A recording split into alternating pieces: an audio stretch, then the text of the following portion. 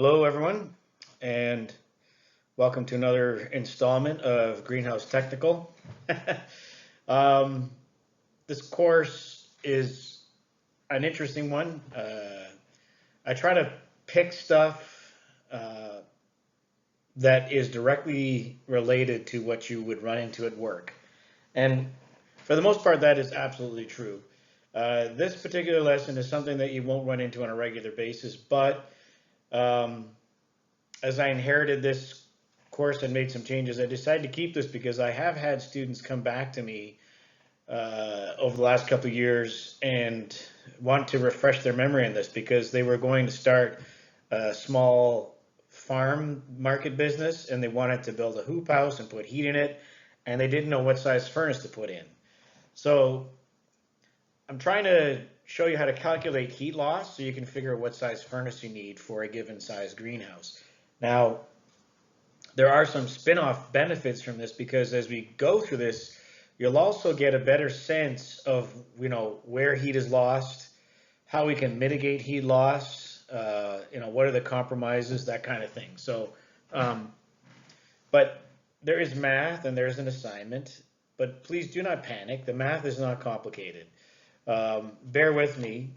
Um, I'll do my best to lay it out as clearly as possible. You still have the PowerPoint, so you can go through them on your own and sort through it. And of course, with the assignment, if you're having any trouble, just email me. Don't struggle in isolation. I'm here to help. So just reach out and I'll give you a hand. Okay, so let's dig into this. I found this picture on the internet a while ago, and I always find it entertaining. You really got to be a greenhouse not to do this, but in the right context, it could be kind of nice. Like everywhere outside your house is an atrium, but in the summer it could be, just hot as Hades.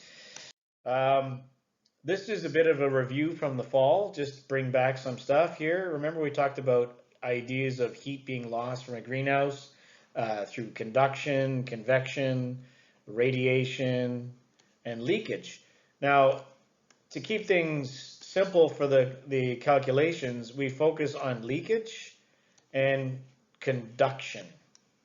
So convection is actually related to conduction in the sense that, inside the greenhouse, warm air comes into contact with the exterior surface and heat passes through conduction, and exterior air takes that heat away. And that can happen on the walls or on the top of the greenhouse. So for all intents and purposes, for these calculations, we limit ourselves to air leakage and conduction. Um, Obviously, the size of the greenhouse, how leaky it is, the type of exterior, is it plastic or glass? And also, what's the prevailing weather in your area? These all are impacted, and we try to take them into account. Um, So mostly today we're calculating surface and volume area of greenhouses. So that's not really that complicated. So, basic geometry stuff. Um, as far as, how leaky the greenhouse is, I provide numbers that are based on engineering tables. So you don't have to calculate it, you just look it up. And I'll provide it in questions on the assignment and on your midterm. Um, and then same thing goes for the covering. I provide the engineering standard number that you need to do the calculation. Um, as far as weather, I will also provide that, but you would have to look that up in your area. There's historical weather stations in almost all areas of Ontario or wherever you are that you could figure that out. Obviously, as looking at prevailing wind average temperatures and average seasonal temperatures, these all play into your heat loss calculation. Just a word about wind chill, because I know you get this in your weather forecast. So looking at this table, 0 degrees Celsius, right? If it gets windy, as it gets windier outside, the perception is that it's colder, in the sense that, okay, it's 35 kilometer an hour wind is the same as it being -7. What happens here is that heat is taken off the surface of your greenhouse, right? And the faster air moves across the surface, the faster it removes heat from the greenhouse. So that's one way you can lose heat. Another way to lose heat is by the temperature differential. So if it's 10 degrees inside the greenhouse and 0 outside, your differential is only 10 degrees Celsius. But if the temperature in the greenhouse is 10 degrees Celsius and outside is -7, you have a 17-degree differential. And with a higher differential, you have more rapid heat being taken away from the greenhouse through conduction, just like as if there was wind. But in this case, if there's no wind, it would be -7. So I know a lot of times people call this windshield temperature. And I think the idea is people kind of were thinking about the windshield of their car and, wind blowing across it. I don't know how that kind of verbal confusion happened, but it's a wind chill, not a windshield temperature. Anyways, maybe you never heard that, but I certainly have. Okay, so we're figuring out how much heat is needed, right? So the size of the furnace. We typically will size that in what's called BTU. You saw that in my other discussion of boilers, British thermal units. And for that, we need to calculate two terms. We need our heat loss through air leakage, and we need our heat loss through conduction. So there's two separate calculations. We add them together, and we get our total. And just before I get into it, this website from the province of Manitoba is probably the best example of where you can see how provincial departments are providing this information to farmers. Click on the link on your PowerPoint file and you'll see exactly what I'm talking about. What we cover in the lesson is there as well. Maybe the explanation is easier to follow there than my method. I don't know, but you're welcome to use both. They're the same. So, all right, let's dive into this. So we're trying to calculate ultimately QT, which is our total heat requirement. And so we're going to calculate QC and QA separately to arrive at that. So QT is the same as QC plus QA. QC is calculated as such, right? And basically, I give you the U value, and I give you the temperature value. All you need to do is calculate the surface area of the greenhouse and plug it in, and it's just simple multiplication. All right, now you'll notice on the side, there is metric or there is imperial. Now, the greenhouse industry, for the most part, is metric, but the boiler industry is still kind of in the old world, so it's all over the map. So we're converting watts to BTU at the end of our steps, just for simpler context. Okay? So, and of course, the delta T is your inside versus your outside temperature. So if it's, 20 inside and minus 10 outside, your delta T is going to be 30. If you don't know how I arrived at that, follow the units, right? So 20 minus 10. When you minus a minus, it becomes a plus.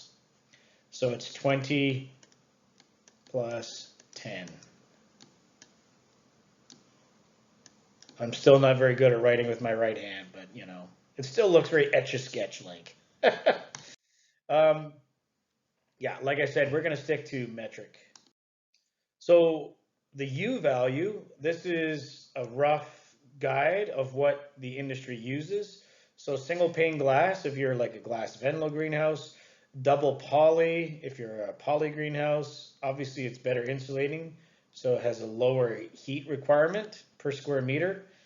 And then there is acrylic. Now acrylic, which is this corrugated stuff, actually most greenhouses use acrylic on their sidewalls and gables and glass on the top. The college has glass all around because it looks fancy, but it's not done because acrylic has less heat loss. So they put it on the sides, and the top where the sun comes in, they put the glass because it's most critical to have light passing through. You can see that not as much light's going to get through this, right? For all intents and purposes, for the assignment in this lesson, I stick to just single type of material. So, All right. QA is calculated also just straight multiplication. There's a constant. This is related to sort of what we call latent heat content of air. Please don't worry about that. It's just an engineering constant. It stays, that number stays the same. We already know what delta T is, and we're going to calculate greenhouse volume. So that's not so complicated. And then your natural air exchanges I provide. All right, so that's a number of air changes per hour. Right, so air leaks out of the greenhouse. How many times does the entire volume of air in the greenhouse leak out in an hour? It's a bit surprising how much leaks out, actually, but quite a bit. So there's your delta T. Show you some math, how to calculate that. Your natural air exchanges for glass, anywhere from 3/4 to 1.5 the volume of air leaks out per hour. With double poly, as little as 25% to 100% leaks out in an hour. And with double poly, it's interesting because there's fewer openings, moisture actually freezes the gaps shut sometimes. So it actually, leakage gets very low in the winter. And then of course, old greenhouse construction is leaky, so you have far more air exchanges. And these numbers were derived from an engineering standards book, but I'll provide whatever numbers you need that you can't calculate, I will provide. Sorry. You also have to factor for wind in your calculation. So as these pictures sort of help illustrate, wind blows heat off the greenhouse, that turbulence. So there's definitely an impact in terms of winter heat. So typically, for every 8 kilometers an hour over and above 24 kilometers, which is the base calculation value, for 8 kilometers, every 8 kilometers faster, you have to increase the overall heat requirement by 4%. So let's say we're doing, 8 kilometers faster, that's 32 kilometers an hour. That means we need a 4% adjustment on our overall heat. And the way we do that is 104% times the heat that we're calculating. So in this sense, 104, think of it like an exam. You get 100 out of 100, you got 100%.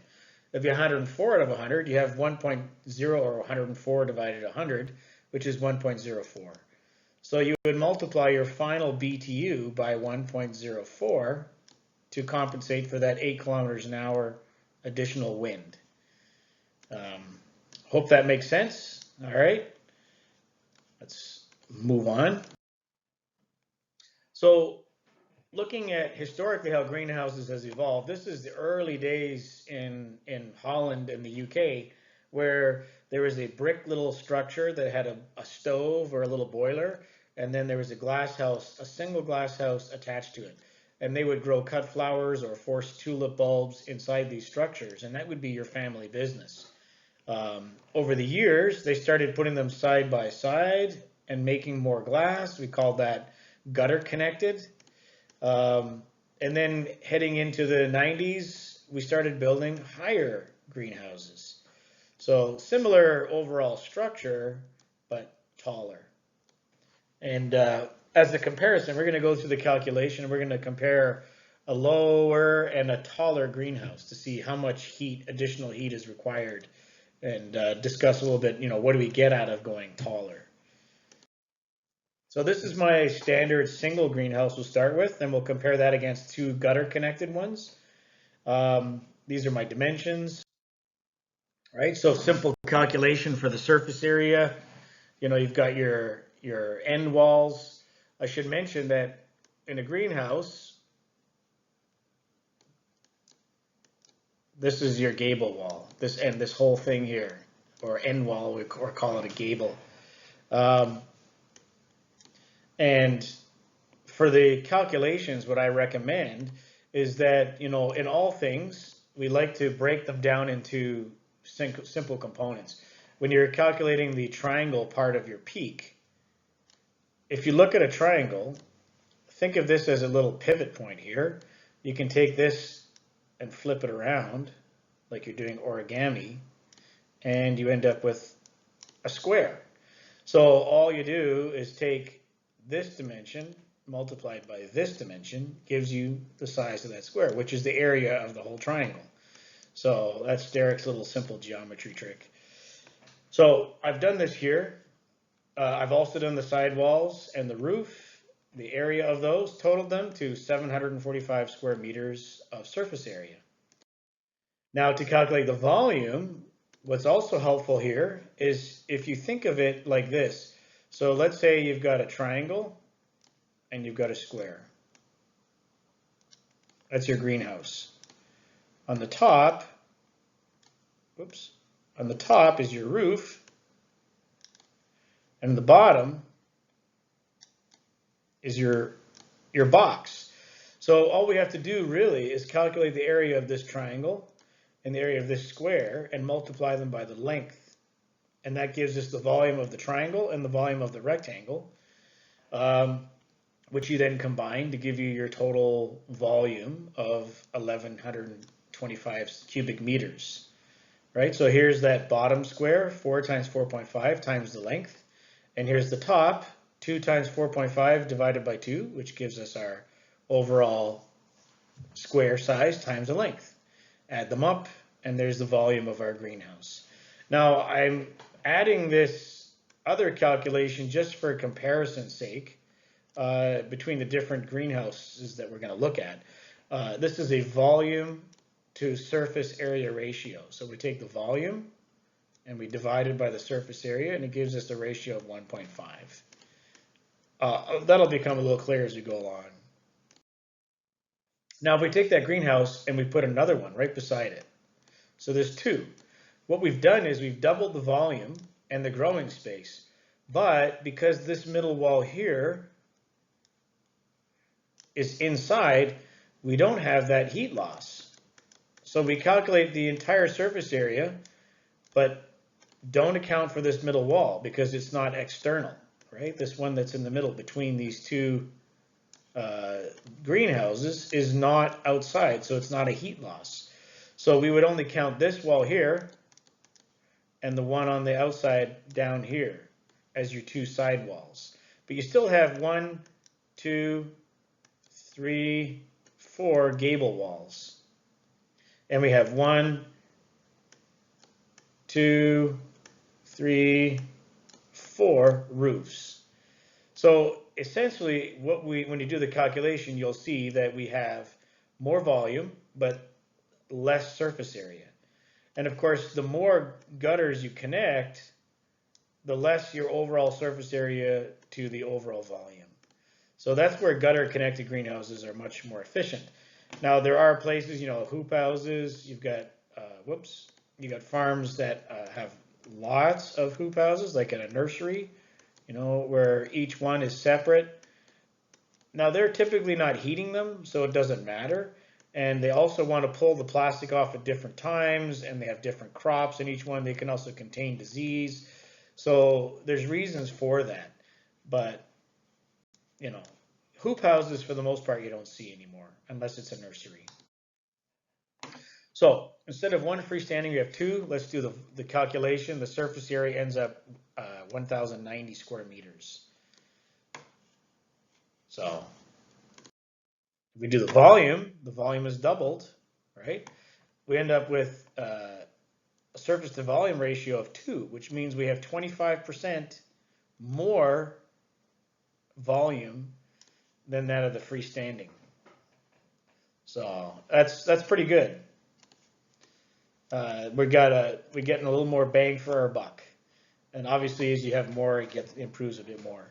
So you've double the volume of growing area, but not double the surface area. Oh, this should say but not double the surface area. So there's slightly less heat loss for that increase in volume. All right. So if we raise the gutter height, so we're going to compare a low greenhouse to a taller one. Let's raise it to 6 meters. Calculate your end walls, your gables, your side walls. Your roof hasn't changed, right? Side walls have gone up a little bit. So we have a surface area of 1,326 square meters.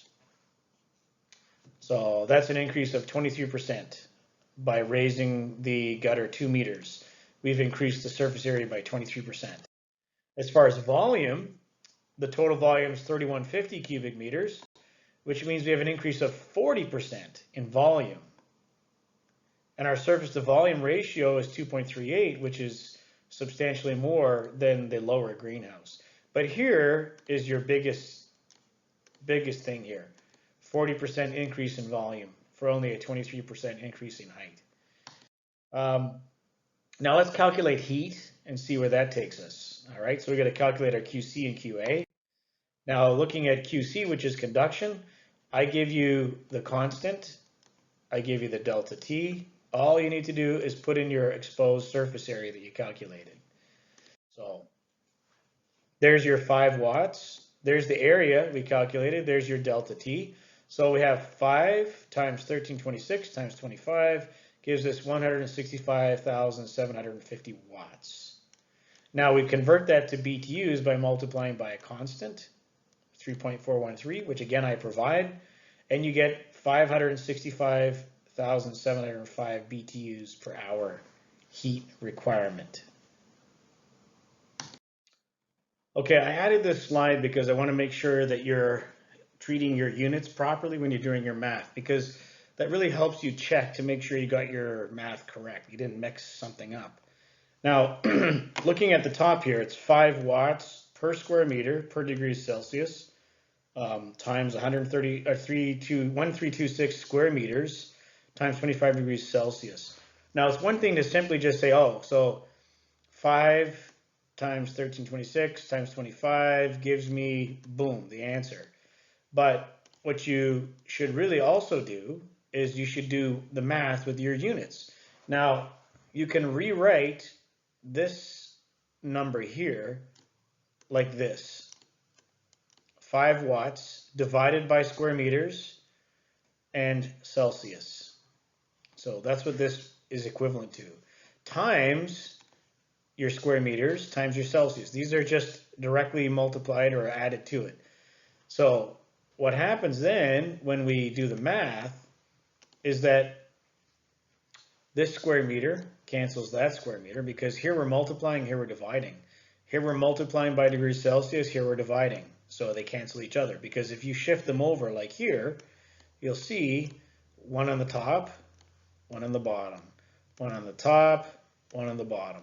And if you take anything and divide it by the exact same thing, it's equal to 1. So effectively, they're gone. They turn into a 1. Instead of a unit, they're just a number 1. But there's nothing to cancel the watts, right? There's no 1326 square meters per watt. So the watt stays. And that means that you're left with this unit alone. So 165,750 watts. All right? I hope that provides a little bit of clarity.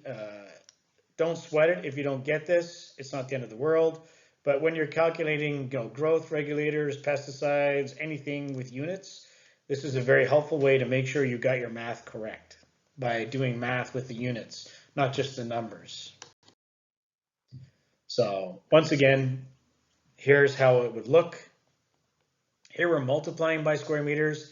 Here we're multiplying by degrees Celsius. Here we're dividing by square meters. Here we're dividing by degrees Celsius.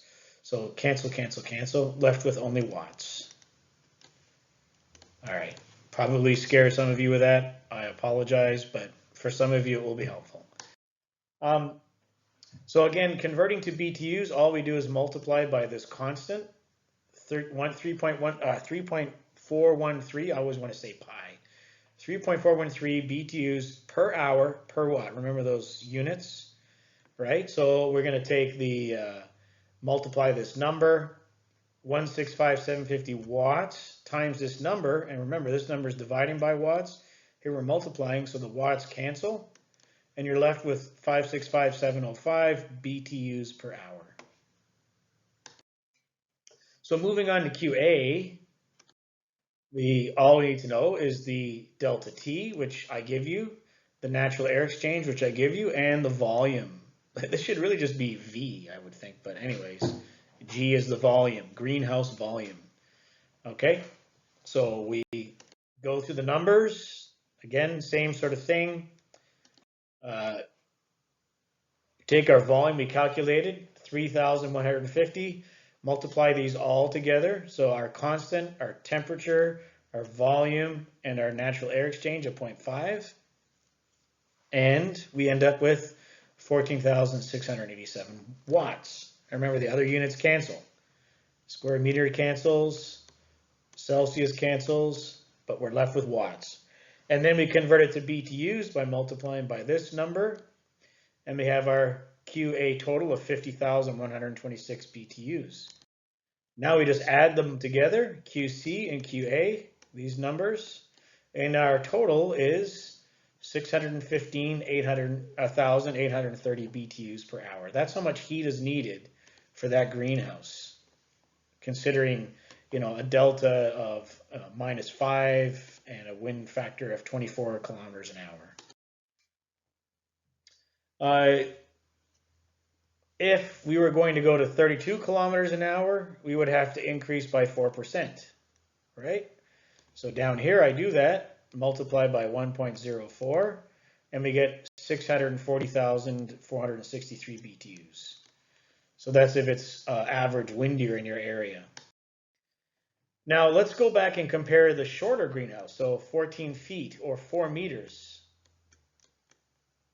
I think I use meters. To the gutter. These are not a direct conversion, so don't sweat it. And I did the math for you. The smaller greenhouse, the lower one, sorry, comes out at 471,673 BTUs, which is roughly 20%, means we need roughly 20% more heat in the taller greenhouse for a 30% increase in volume. So we're getting more volume for not as much heat, but you still need some heat, right? That's what is clear out of this.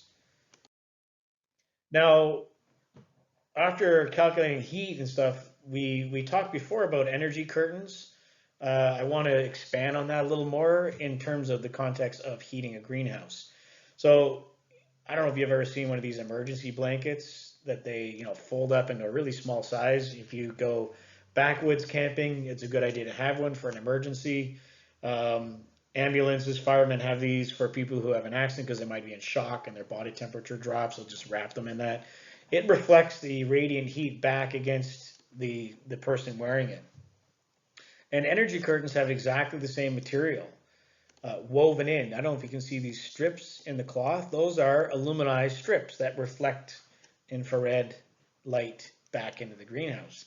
And that's how we reduce heat loss. Now, if we close the curtain, right, one other thing it does is it actually reduces the volume of air we have to heat. So if remember when I talked about how the top can be thought of as a separate triangle when you're calculating your volume of the greenhouse, right? And there's the bottom volume, like I've chopped it off. If your energy curtain closes across here, the top part of this is not needing heat anymore, which means you're only heating this volume. And now suddenly your heat requirements go down dramatically. So that's where sort of helping you understand how volume and surface area contributes to heat. You can see how energy curtains actually help reduce your heat demands because they reduce the overall volume of the greenhouse that you're having to heat. It is important that they have proper seals, obviously. If there's leakage through these gaps, the benefit is lost tremendously. You still get reflection of IR, but you get enough convection through the gap that the heat savings are not as good because your warm air leaks out and now you're heating above the curtain, which is not really what you want. And one other thing is when you're using these in the morning when you open it, that first little crack, you have to remember there's really cold air above there and it's going to leak out through the crack and onto your crop. So typically we open curtains very slowly, 1 to 2% at a time. It's called stepping the curtain. And that reduces the temperature or thermal shock on your crop. Once you're about 25% open, there is no point in stepping the shade anymore. It's got such a big gap that the air is freely moving between up and down. So you should just continue the rest of the curtain movement in one sweep. Now, I did say you don't want cold air dropping on your crop, but remember we discussed morning dips for controlling crop height. And curtains in the winter provide a fantastic opportunity for a really sharp morning dip. So you've got your nighttime temperature, it's sitting at 18 degrees Celsius, and then the curtains open abruptly.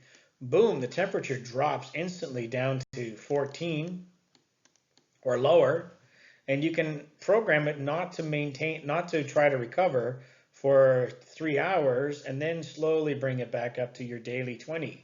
So you end up with this morning dip, which helps control your crop height. So curtains, rather than sort of easing into it and letting the greenhouse cool itself off, you can actually more abruptly hit that crop and get a better, sharper response to your morning drop. The other thing you can do about curtains, which is also very helpful if it's a really, really cold day, is you can prioritize what sections of the greenhouse open at different times. So let's say the back half of your greenhouse is growing a cooler crop. You can leave that curtain till later and open the more critical zone first. That way your boiler's not hit with all these zones dumping cold water back into the header loop and the boiler going, oh, what am I going to do here? The whole system sort of has less shock. So you have to be strategic as a grower in terms of how you open your curtains, when you open your curtains, how rapidly you open your curtains. So I hope this is making a bit more sense as we're going through this. I know when you're talking to Matt in his computer controls class, you have to ask him to show you how to access the curtains and look at the program for how they open. I'm not sure they step them open at the college, but you know, they should be stepped 1 to 2% until they reach 25%, and then they just finish the sweep. So make sure you look at that kind of stuff. And if you can, have him change the settings and then look at it the next day. Go back and look at the graphs to see how the climate reacted. And then also you should look at the boilers and how they reacted to the demand. That's what I want you to be seeing there. So ask for it. Make sure you get it. So when to open? If you recall from the fall, we talked about global radiation. That is your above greenhouse light sensor, right? So there's a weather station and there's a photocell up here that measures your sunlight, and it's in watts, typically.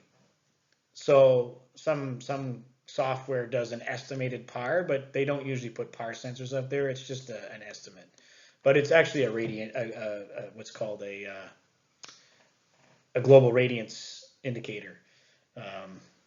Anyways, so 5 watts is sort of the sun's just barely coming up. I would say 5 watts is a bit early.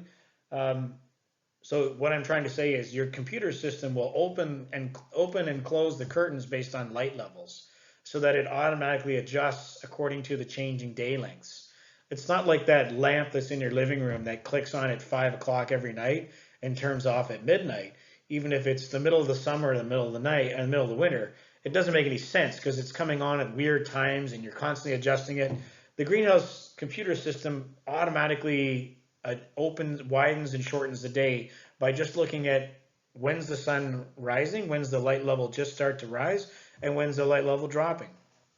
Now, what's important to note is that there is not a lot of difference between 5 watts and 50 watts. So you can hold off until there's 50 watts and open them a little bit later. And in the winter, that makes a lot of difference in terms of your heat requirements. So the other thing is, remember we talked about far red stretch. Obviously waiting till there's a little more watts coming off your global radiance also helps minimize this effect by not opening too early when the sun's rising. So typically with energy curtains, you're looking at 20 to 30% reduction in heating needs. That's pretty impressive. I mean, basically that's that whole gable triangle piece eliminated from your heating requirements, right? Because it reduces the volume of air needed to heat. That's what I want to hear you say on the midterm. So taller greenhouse, more heat, bigger volume, but you know, you have your lower heat demand for the volume. Another thing to point out here is that you don't just you can get away with not necessarily having the aluminized energy curtain. You can also use a clear curtain. So some veggie growers use clear curtains. They don't have the reflective element, but they still separate the top gable end from the bottom. So you have definitely decreased the volume of air. You're just not getting the benefit of infrared reflecting off it as well. So they're not quite as efficient, but they're a lot cheaper to replace. And remember, veggie greenhouses are very big. Ornamental greenhouses are quite small, so the cost differential is substantial. So they often go with that. And they're also looking at not just for temperature. The clear curtains are also for relative humidity control, typically to maintain it. If you're trying to keep some humidity in the greenhouse, these clear curtains are very good. Talking about clear curtains, the big cucumber grower that's up near Guel or Flamborough on Highway 6, they have 3 layers of clear layers of plastic to have added insulating value so that their heat requirements are absolutely minimal. That's pretty cool. So taller gutters, we've talked about, you get this bigger volume for not a proportional amount of heat, but you still need more heat, right? So some of you might have been asking, well, yeah, but 23%, 40%, whatever, you're still adding more heat, right? And that is true. So what are the reasons for having a taller greenhouse? Why would you? One of the reasons is that a larger volume of air is more stable. So you don't have like a fluctuate, you have less temperature fluctuation. And the real scientific bean counters have shown that with less fluctuation comes more stability, and with stability comes more yield. And everything's down to yield. They track yield down to the individual percentage. So everything that contributes, they measure. One of the other reasons is that heat rises away from the crop. Now you might say, yeah, so in the winter you're putting all this heat in and it's escaping to the ceiling. Now that's true, but in the winter we use fans to move the air around so that that heat doesn't stay at the top. But in the summer, we don't want the heat, right? And so what happens in the summer is we turn those fans off and the hot air rises and stays up at the top of the greenhouse, leaving cooler air at the bottom. If you had a lower greenhouse, that pushes the hotter air closer and closer to your crop. And that's when you start having heat delay and reduced yield and stress and disease. So larger, taller greenhouses give us that flexibility. There's also the aspect of grow lights, having them further away from the crops. They're not getting burned. Now with LEDs, that's less of an issue. But if you look at the college greenhouse, our grow lights are right there, and they're kind of crisping the top of the tomatoes because it's too short. The greenhouse is too short for what we want to do. And as far as high wire vegetables go, the right height means the right amount of leaves to support the fruit that's on it and give it the time to ripen before it's hanging on the ground, like you see at the college. Another benefit from having a taller greenhouse is that we can install more layers above it. So instead of having one layer of shade, we can have one layer of shade, another layer of humidity, clear plastic, maybe a third layer of shade.